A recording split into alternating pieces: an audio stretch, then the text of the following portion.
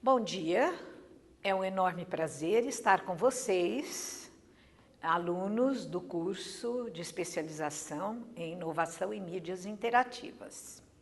Fui convidada pelo Cleomar para participar deste curso e aqui estou para conversar um pouquinho com vocês. O tema que me foi dado é o tema da pesquisa em mídias digitais. Mas, antes de entrar especificamente nesse tema da pesquisa, eu gostaria de caracterizar para vocês como é que eu enxergo as mídias na contemporaneidade. Nós vivemos em sociedades hipercomplexas. E essa hipercomplexidade, ela tem várias razões para essa condição. E uma das razões que eu vejo dessa hipercomplexidade, ela é dada também pelo crescimento das mídias, o crescimento das linguagens, a explosão da comunicação planetária e também com o advento de mídias que são mídias da inteligência. Tanto é que eu coordeno e criei um programa de pós-graduação no Brasil de tecnologias da inteligência e design digital. Essas tecnologias da inteligência, elas já começaram na era eletromecânica, com a fotografia, o rádio, o cinema, a televisão. Elas já são mídias que já introjetaram um certo tipo de inteligência, que é a inteligência sensória, a inteligência dos nossos sentidos. Então, a câmera fotográfica, ela introjetou o funcionamento, e principalmente a cinematográfica, elas introjetaram o funcionamento do nosso olho e mecanizou este funcionamento, automatizando o ato de flagrar a realidade visível, sensível.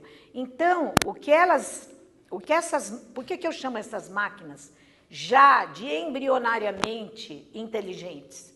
Porque elas estão já automatizando processos perceptivos, sensórios humanos. O rádio, como uma extensão, como dizia McLuhan, o rádio como uma extensão dos nossos ouvidos, o cinema e a fotografia como uma extensão da nossa capacidade de visualização, que foram, então, essas máquinas foram povoando o mundo de duplos, de imagens, e imagens em movimento. O cinema, muito rapidamente, descobriu sua vocação narrativa.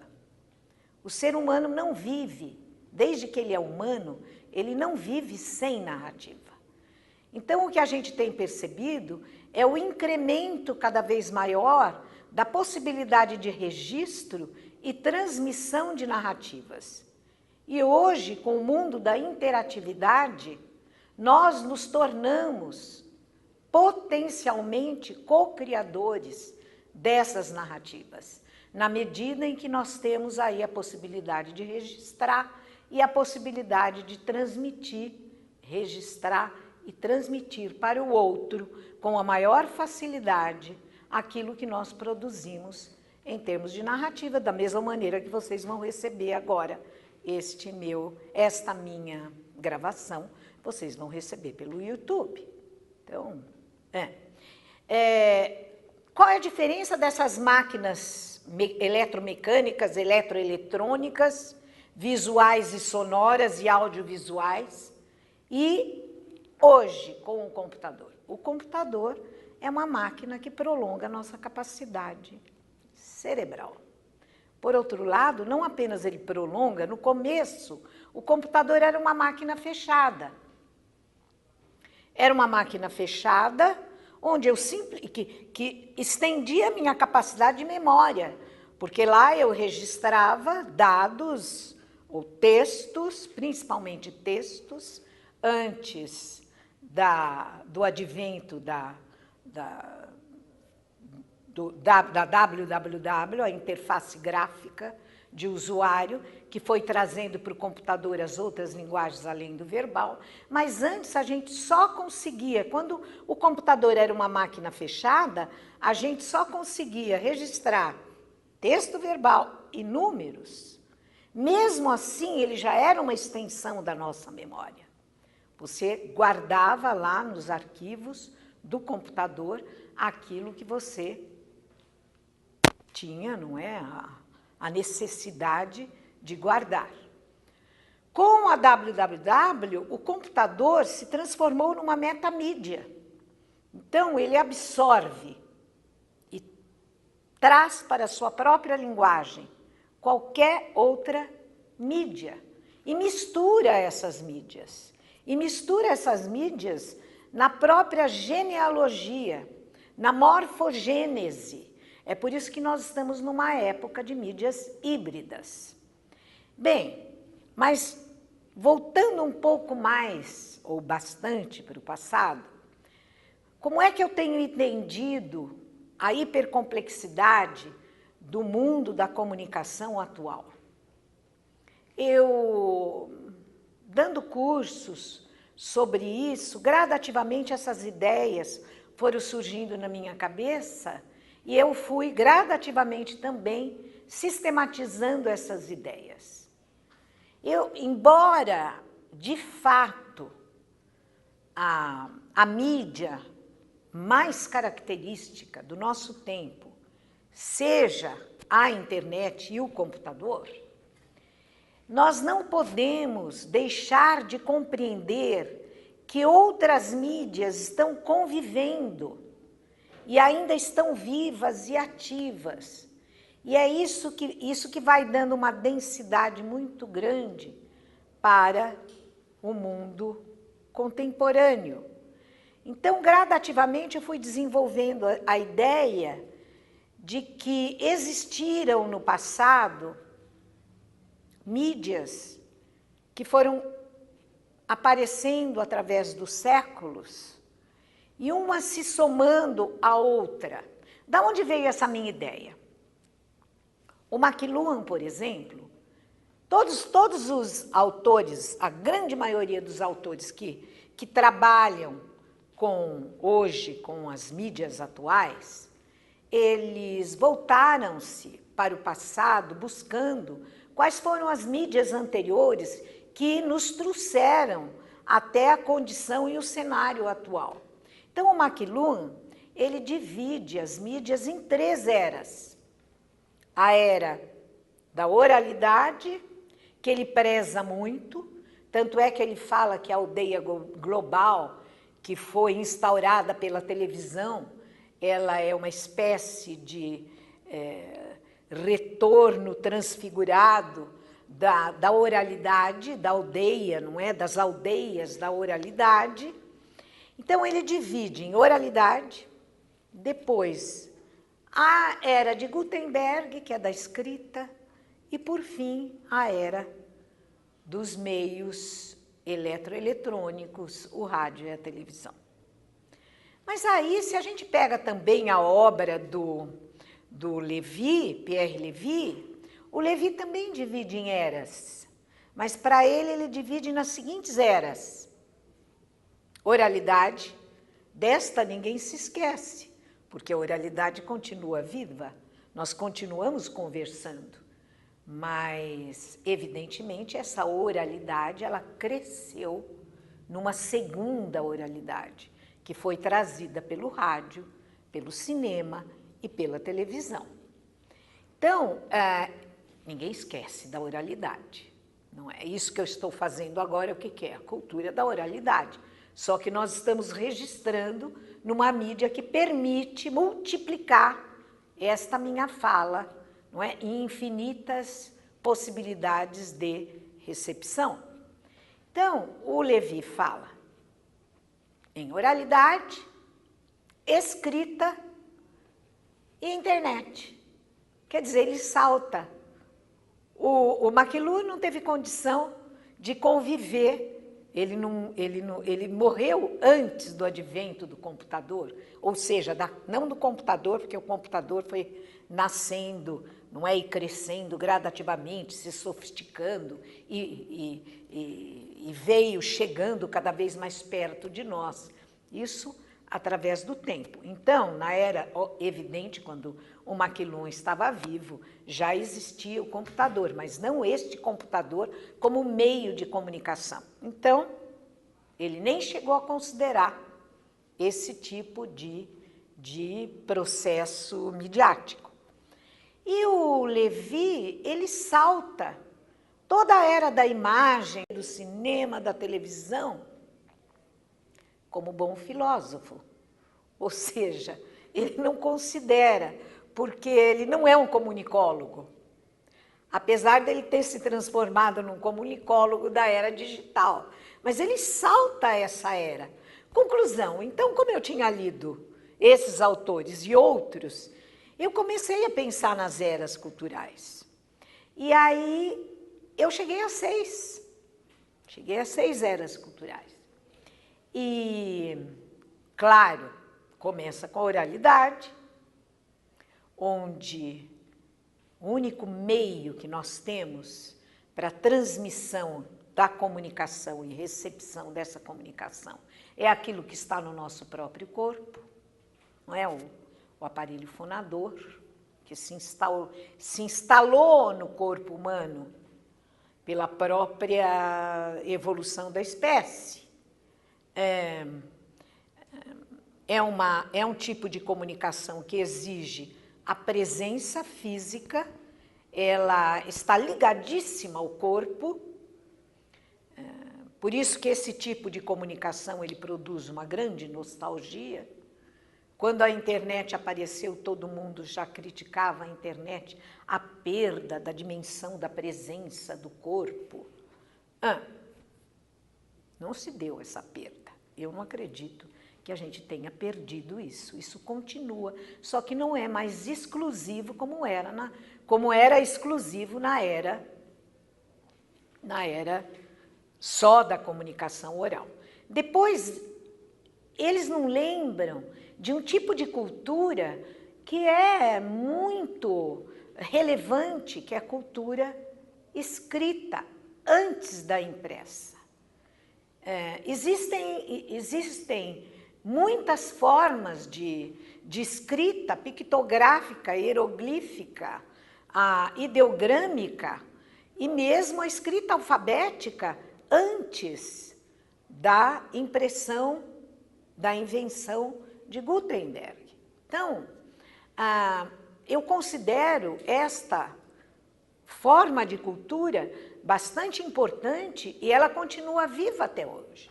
Vai falar para um designer, se ele não experimenta primeiro, não é? E um arquiteto, se ele não experimenta primeiro, rabiscando num papel, ou então quando a gente dá aula hoje, muita gente vem com o computador, mas muitos ainda usam a caneta, o papel, o lápis e o papel para tomar nota. O que seria de nós sem o papel e o lápis? Então, os artistas os artistas da história da arte moderna, no começo do século, eles perceberam a importância, não é, dessa gestualidade, que quer dizer, assim como quando eu falo, é o meu corpo que está em ação, daí a gente precisar de pausas respiratórias e etc. Na cultura escrita, é o corpo com seu prolongamento, não é? Da palma das mãos, da ponta dos dedos, e daí algum instrumento com o qual você escreve. Então, essa cultura continua viva, só que ela também não é exclusiva. Então, a cultura escrita, ela foi se somando à cultura oral.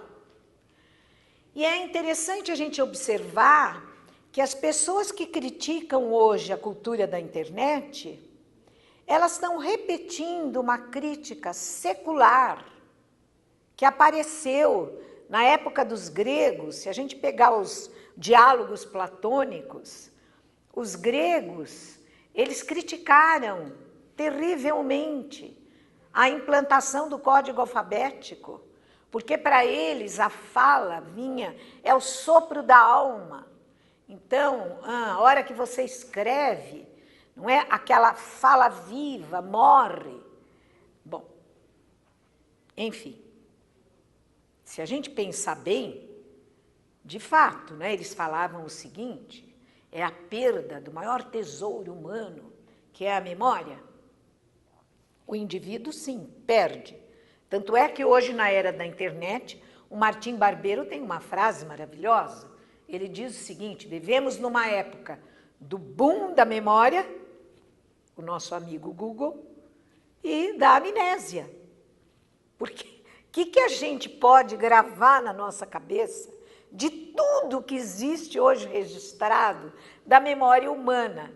Então, a mesma coisa estava acontecendo lá no mundo grego. Eles reclamam, perdemos a memória, nosso maior tesouro. O indivíduo perde. Quem ganha? É a espécie. Então, eu gosto muito de repetir, provavelmente em todas as palestras que eu dou, por que nós estamos lendo os gregos até hoje? Se eles continuassem a cultura peripatética deles, de falar andando e as pessoas seguindo, nós não estaríamos lendo os gregos hoje. Então, se a gente observar, é sempre a espécie que vai ganhando, é a espécie humana. Então, daí veio a cultura de Gutenberg, a minha terceira, aquilo que eu chamo de terceira formação cultural. Gutenberg. Ora, de repente, aquilo que era um objeto único, um livro, quem viu aquele filme, eu não tinha lido o livro, daí vi o filme, fiquei encantada com o filme. E foi aí que eu fui ler o livro O Nome da Rosa. Então, naquela época medieval, o livro era guardado a 7 chaves.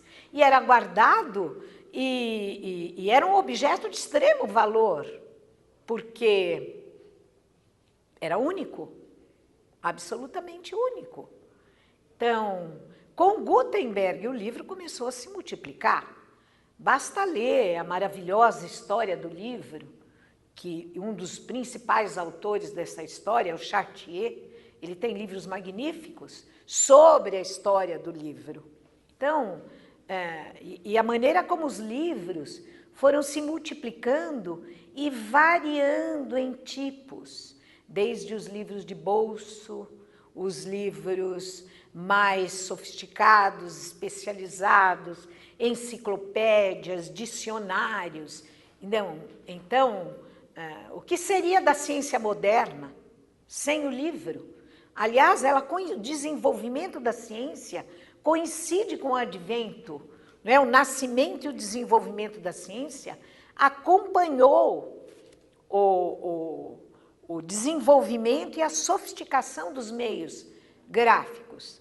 Aí, no século XIX, o que a gente tem? Começam a aparecer, esta é a minha quarta era, que a gente chama de comunicação de massa. Quando começam a aparecer máquinas capazes de substituir e prolongar a capacidade humana de criar linguagens. Então, a era da reprodutibilidade, de que fala Walter Benjamin, ela não começou com a fotografia, ela começou com Gutenberg. Foi a linguagem escrita a primeira a tomar a dianteira na reprodutibilidade.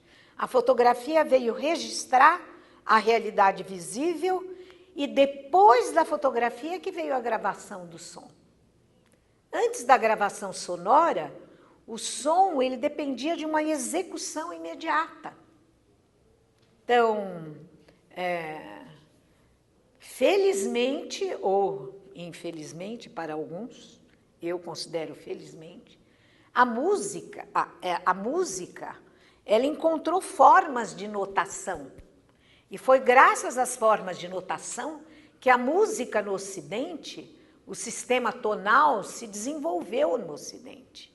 até que aparecem máquinas capazes de produzir som, não meramente instrumento, mas as máquinas eletroacústicas, que permitem, então, que se produza som, não necessariamente instrumental. E aí coincide também com a crise do tonalismo, porque a música levou, não é,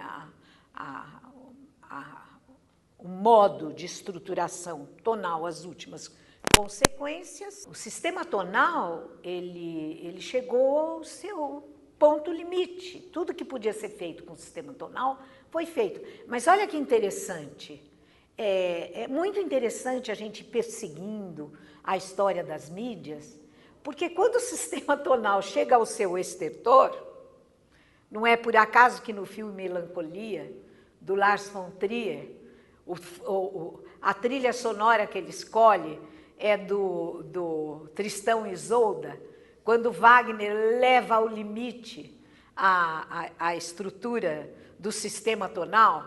Então, ele está no seu... Depois de Wagner, não dá mais para fazer música com sistema tonal, a não ser repetindo aquilo que já foi feito. Então, olha que interessante. Surge o computador como uma mídia para produzir a linguagem sonora. Então, justamente na época em que, no Ocidente, o sistema tonal tinha chegado ao seu limite. Muito bem. Então, essa quarta era cultural, que eu chamo de comunicação de massa, ela começa com a fotografia, cinema, os meios eletromecânicos, daí ela vai para os eletroeletrônicos, rádio e televisão, que leva a cultura de massas ao clímax. E logo depois vem uma era cultural, que, aliás, não conheço ninguém que defenda, não é, esta era cultural como eu tenho defendido, que eu chamo de cultura das mídias, onde nos anos 70, por volta dos anos 70, e daí se acentuando nos anos 80, começam a aparecer pequenos gadgets que começam a minar a hegemonia da cultura de massas e o gigantismo da cultura de massas. Por exemplo, controle remoto. A televisão reinava soberana, com seus programas e suas publicidades, e ninguém tinha coragem de levantar do sofá para ir lá, mudar de canal. Com o controle remoto, a gente começou a treinar a nossa capacidade de interação com a mídia, de maneira ainda muito precária, mas começou lá a interatividade. Então, nada acontece assim de súbito, com uma explosão que veio do nada, no mundo da cultura e no mundo das mídias. Elas vão gradativamente brotando, porque é a sensibilidade humana que vai se adaptando. Eu aprendi isso com Walter Benjamin. Imagina o que ele diz, olha que coisa mais extraordinária. Ele diz assim,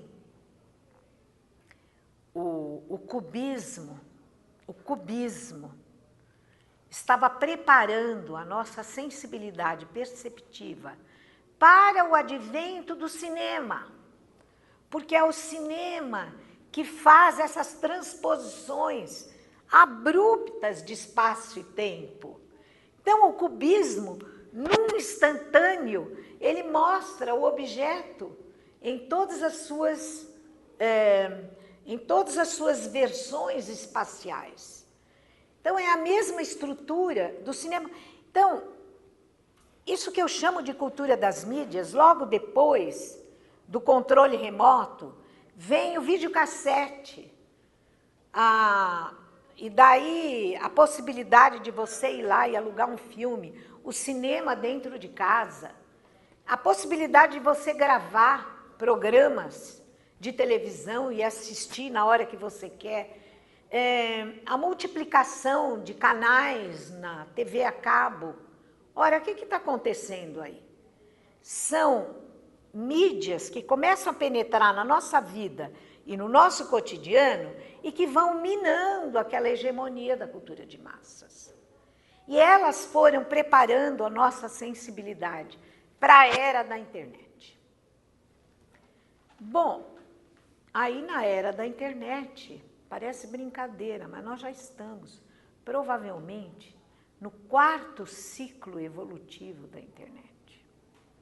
Primeiro, o computador era uma caixa fechada, não é? E a gente já estava feliz e satisfeito, porque, bom, não preciso mais ficar arquivando tanto em papéis, e a possibilidade de você mexer nos arquivos, transformar, juntar um arquivo com outro, tudo isso, o computador, mesmo como caixa fechada, ele já foi um avanço na nossa vida.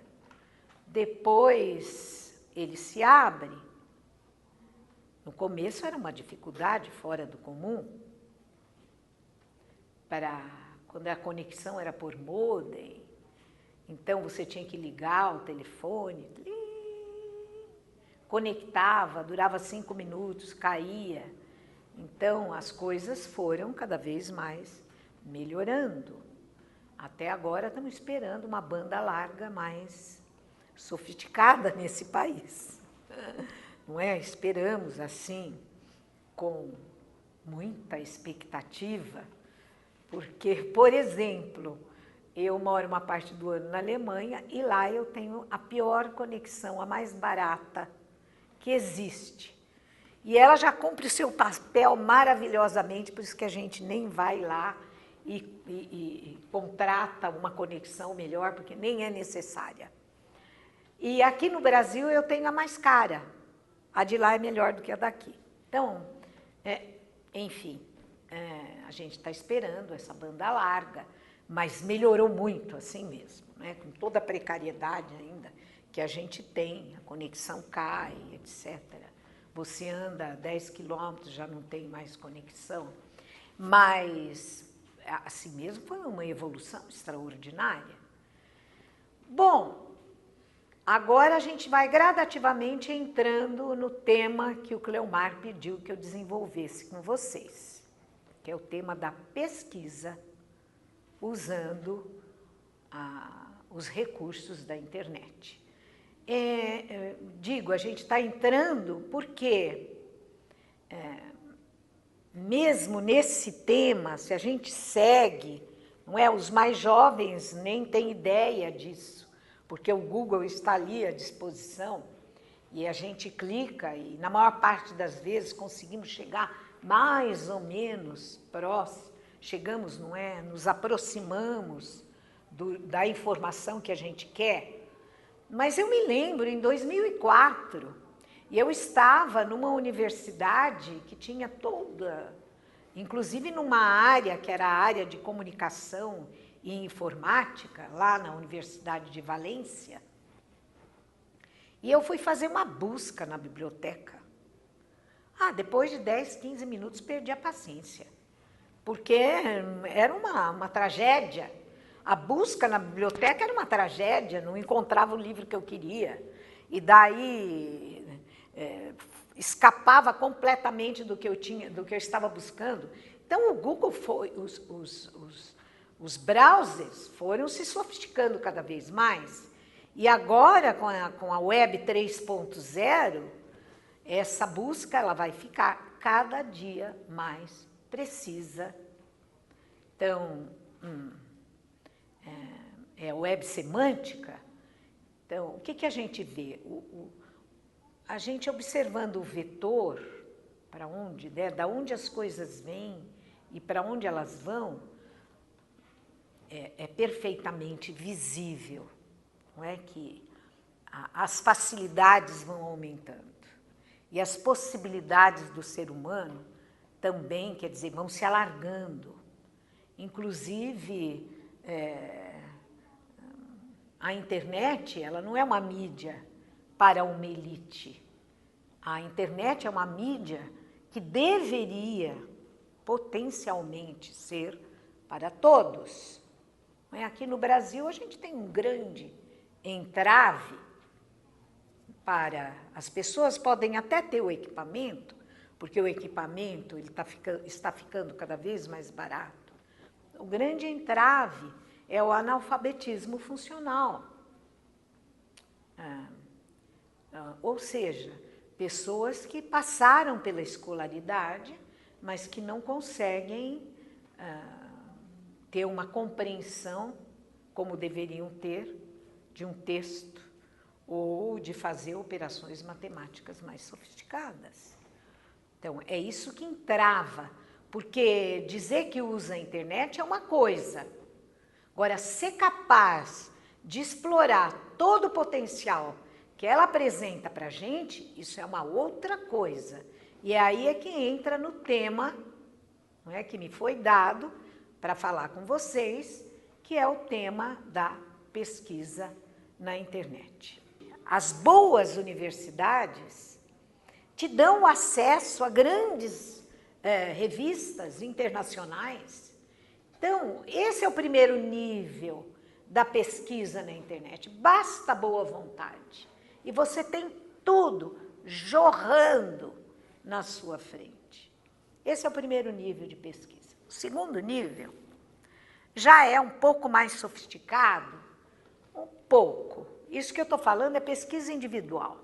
Eu sozinha, na minha casa, diante do meu computador. Aliás, agora, se você tiver com muita curiosidade sobre um autor, você já clica lá no teu celular e já entra no Google e ele já vai te dar respostas mais imediatas. Porque para fazer pesquisa mesmo, você tem que estar lá sentadinho. Aquilo que eu chamo de leitor contemplativo. Não acossado pelo tempo, pelo barulho, pelo ruído, pelo burburinho em volta de você. Para fazer pesquisa, a gente precisa se entregar a esta solidão necessária para o trabalho que exige concentração mental. Bom, esse é o primeiro nível, solitário. Estou falando de uma pesquisa que eu vou fazer, eu com o meu orientador, ou eu com o meu professor.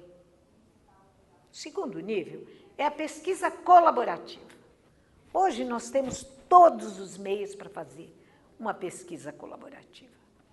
E, no meu último livro, Comunicação Ubíqua, eu tenho um capítulo onde eu falo de experiências no mundo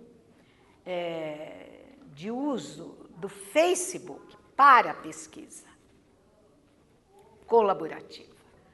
E são experiências que deram muito certo. Eu mesma, num semestre, tentei implantar isso num curso meu, onde a gente formou um grupo fechado, e o que o curso se enriqueceu foi uma coisa impressionante, porque as pessoas iam buscando informações sobre aquele tema, e o tema foi crescendo, foi se expandindo. Então, hoje também existem, no campo da arte, existem os Hack Labs, onde nem sempre a pessoa está fazendo a mesma pesquisa, mas o fato de estar lá, junto com o outro engajado numa atividade similar, nem precisa estar fazendo a mesma pesquisa. Eu orientei uma tese sobre isso, da Isabel Goldar, onde ela trabalhou pioneiramente no Brasil. Ela fez um levantamento de alguns Hack Labs fora do Brasil, e aqui também, e as conclusões que ela tirou são muito interessantes. Que é um trabalho coletivo, não necessariamente feito coletivamente, mas se cria um ambiente que propicia, que encoraja, que é muito importante, né? Por isso que a gente vai para a universidade, por isso que a escola ainda é importante, né? Porque muita gente diz, não, quebra as paredes, não tem mais escola. Eu não acredito nisso, porque eu acho que a presença do outro, e você poder trocar com o outro aquilo que ele está fazendo e o ânimo que ele tem naquilo que ele faz, isso é um alimento. Alimenta a gente. Se você ficar muito sozinho fazendo pesquisa e vira um ermitão, mesmo tendo Google e tendo a internet a seu dispor, você precisa, eu não sei, é uma forma de encorajamento que a presença dá. Então, esse é o segundo nível. O terceiro nível é aquilo que o Cleomar me pediu, que se chama data mining. Mineração de dados. Hoje se fala muito mais em Big Data, não é, do que mineração de dados.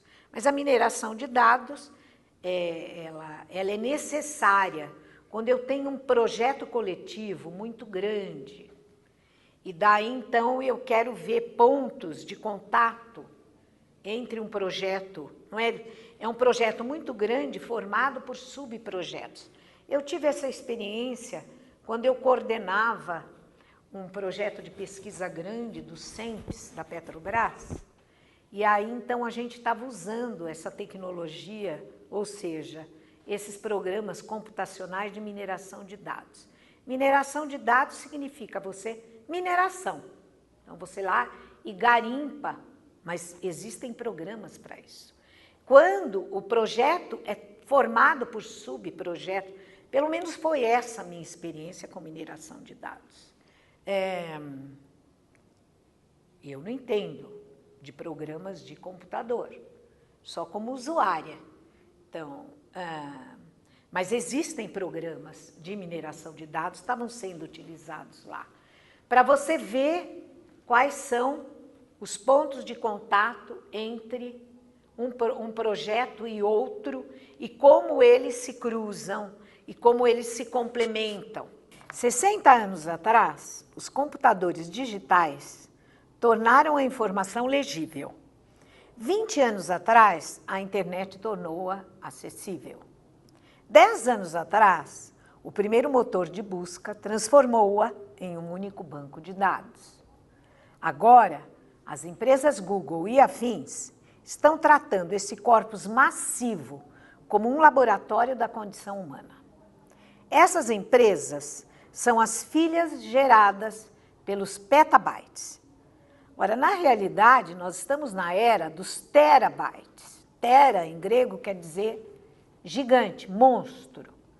Então, os dados hoje são monstruosos. E o cérebro humano não tem capacidade de processamento e de tradução desses dados em informação legível e compreensível. Então, é aí que entram os programas computacionais para que a gente possa ter respostas compreensíveis a partir desses dados. Aí o que essa matéria da Wired diz é o seguinte,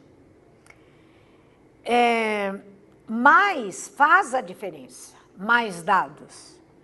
Kilobytes eram armazenados em disquetes, megabytes eram armazenados em discos rígidos, terabytes eram armazenados em discos, petabytes são armazenados na nuvem. Conforme avançamos na progressão, passamos da analogia da pasta para a analogia do armário de arquivos e deste para a analogia da biblioteca.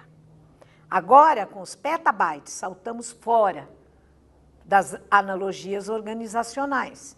Na escala petabyte, a informação não é uma questão de taxonomia mais, de 3 e 4 dimensões e ordem, mas de estatísticas dimensionalmente agnósticas. Essa era exige uma abordagem totalmente diferente, que nos obriga a perder a corrente de dados como algo que pode ser visualizado em sua totalidade. Obriga-nos a visualizar os dados matematicamente primeiro e estabelecer um contexto para mais tarde. Ora, o que acontece com o método científico e o método da pesquisa agora?